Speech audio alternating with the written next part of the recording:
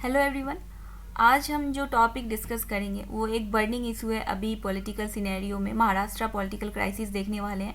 ठीक है, इस पॉलिटिकल क्राइसिस का जो होल सिनेरियो है वो तो डिस्कस करेंगे ही, साथ साथ कुछ इंपॉर्टेंट टॉपिक्स हैं जो अब एग्जाम पर्सपेक्टिव से आपके लिए इंपॉर्टेंट हो गए हैं, उससे भी समझने की कोशिश करेंगे। ठीक है, जैसे कि एंटी डिफेक्शन लॉ है, नो कॉन्फिडेंस मोशन है, कोलिशन गवर्नमेंट है। ठीक है, और एक टर्म है जो आजकल हमें अक्सर पॉलिटिकल क्राइसिस में देखने को मिलता है, रिजॉर्ट पॉलिटिक्स। ठीक है, उसे भी समझने की कोशिश करेंगे।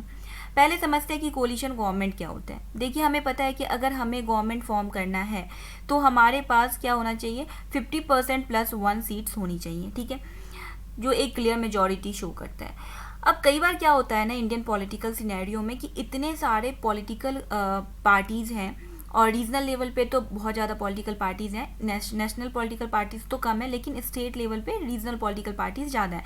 तो क्या होता है कि अक्सर स्टेट पॉलिटिक्स में क्या होता है ना कि क्लियर मेजॉरिटी मतलब मेजॉरिटी तो मिल जाती है पॉलिटिकल पार्टीज़ को, लेकिन क्या होता है कि 50% प्लस 1 में नहीं मिल पाती है। कई बार ऐसा हमें देखने को मिला है। क्या होता है कि डिफरेंट पॉलिटिकल पार्टीज़ को अलग अलग नंबर ऑफ सीट्स मिलती हैं, बट एक किसी सिंगल पार्टी को 50% प्लस 1 सीट्स नहीं मिल पाती। इस केस में क्या होता है कि डिफरेंट पार्टीज जो हैं वो मिलकर कोलिशन गवर्नमेंट फॉर्म करती हैं। ठीक है, तो अक्सर ऐसे कोलिशन गवर्नमेंट में क्या होता है ना कि अलग अलग पॉलिटिकल पार्टीज़ के आइडियोलॉजीज अलग होते हैं। तो कोलिशन गवर्नमेंट में हमें अक्सर आइडियोलॉजिकल क्राइसिस जो होता है वो देखने को मिलता है, क्योंकि एक आइडियोलॉजी क्रैश होता है इन पॉलिटिकल पार्टीज़ में।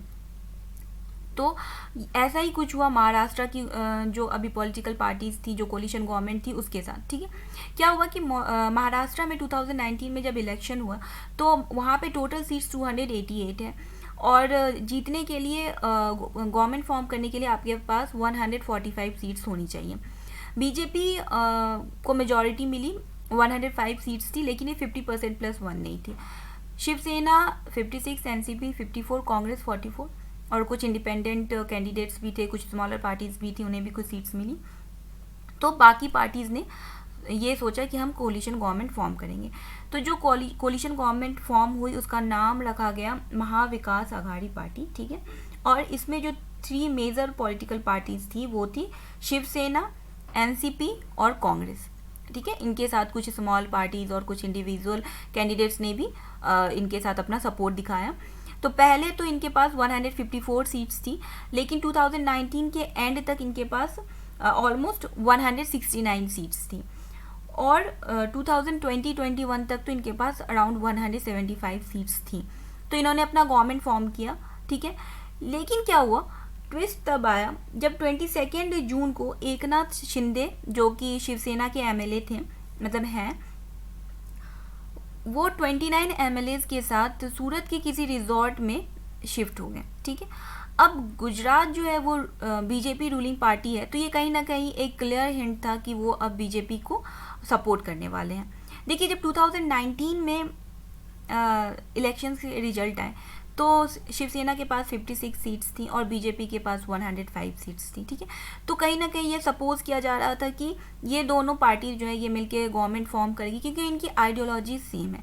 बीजेपी का भी हिंदुत्व की आइडियोलॉजी फॉलो करते हैं, और शिवसेना को जब फॉर्म किया था बाला साहेब ठाकरे ने, तो वो भी बाला साहेब ठाकरे भी एक स्ट्रॉन्ग सपोर्टर थे हिंदुत्व के।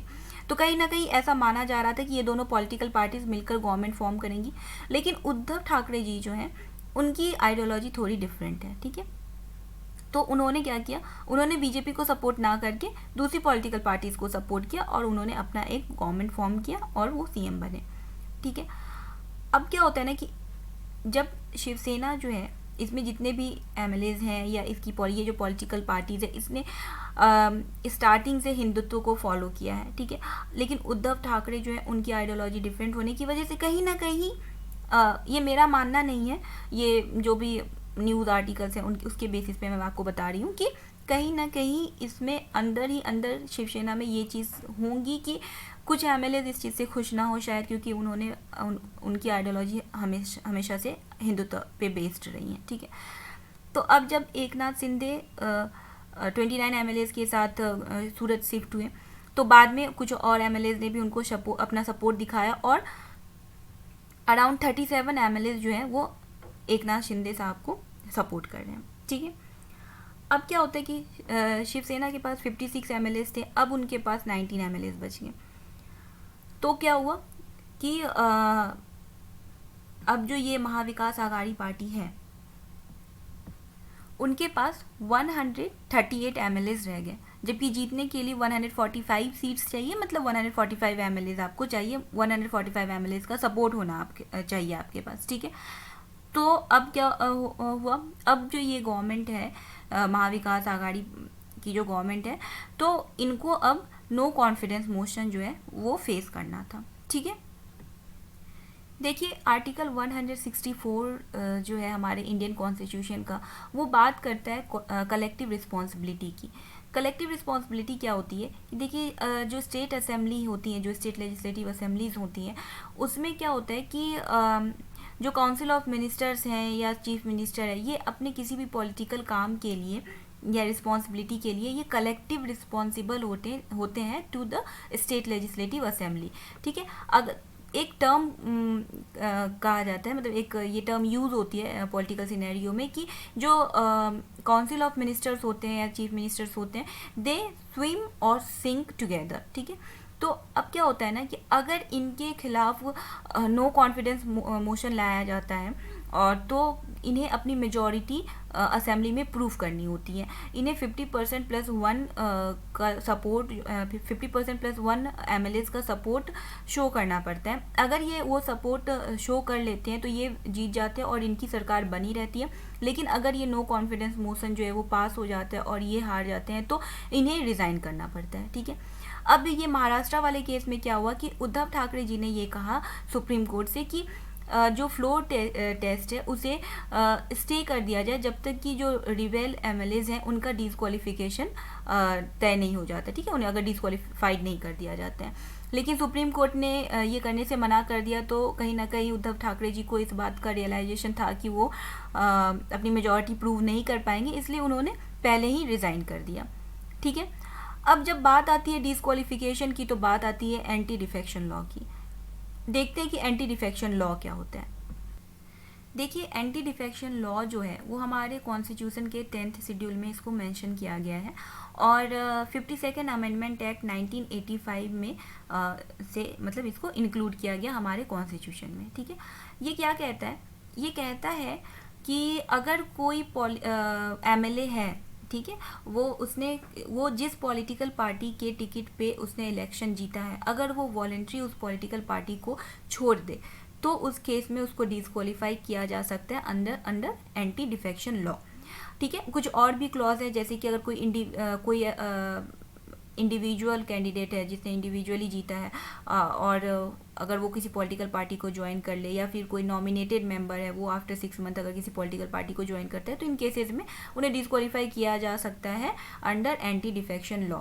लेकिन अब एक इसमें क्लॉज है, वो है कि अगर किसी पॉलिटिकल पार्टी का स्प्लिट होता है, मतलब अगर किसी भी पॉलिटिकल पार्टी के 2/3 एमएलएज जो है वो उस पॉलिटिकल पार्टी को छोड़कर किसी दूसरे पॉलिटिकल पार्टी को ज्वाइन करते तो उसे डिफेक्शन ना मानकर उस केस में मर्जर माना जाता है, ठीक है। और यहाँ पे क्या हुआ है कि यहाँ पे एकनाथ शिंदे जी के पास 2/3 एमएलएज हैं, ठीक है। तो इस केस में उन्हें डिस्क्वालीफाई नहीं किया जा सकता है on the grounds of defection. इसीलिए उद्धव ठाकरे जी ने जब डिस्क्वालिफिकेशन के लिए फाइल किया तो उन्होंने सारे एमएलएस के खिलाफ ये फाइल नहीं किया, बल्कि उन्होंने 12 एमएलएस इंक्लूडिंग एकनाथ शिंदे के लिए डिस्क्वालिफिकेशन की मांग की, ठीक है। उनका मतलब कहीं ना कहीं ये सोचना था कि अगर वो 12 एमएलएस को डिस्क्वालीफाई करवा देते तो बाकी जो एमएलएस हैं जिन्होंने जो रिबेल एमएलएस हैं जो एकनाथ शिंदे कैंप में हैं, तो उनको कहीं ना कहीं कुछ ऑफर दे करके फिर से अपने साथ मर्ज किया जा सकता है, ठीक है। ये कहीं ना कहीं उनकी थॉट प्रोसेस रही होंगी अकॉर्डिंग टू न्यूज़, ठीक है। देखिए सिंस उद्धव ठाकरे जी ने ऑलरेडी रिज़ाइन कर दिया, तो फ्लोर टेस्ट से पहले ही उन्होंने रिज़ाइन कर दिया, तो एकनाथ शिंदे जी को सीएम बना दिया गया और डेप्यूटी सीएम जो है वो देवेंद्र फडणवीस जी को बनाया गया। और फ्लोर टेस्ट में भी इन्होंने अपनी मेजॉरिटी प्रूव कर दी।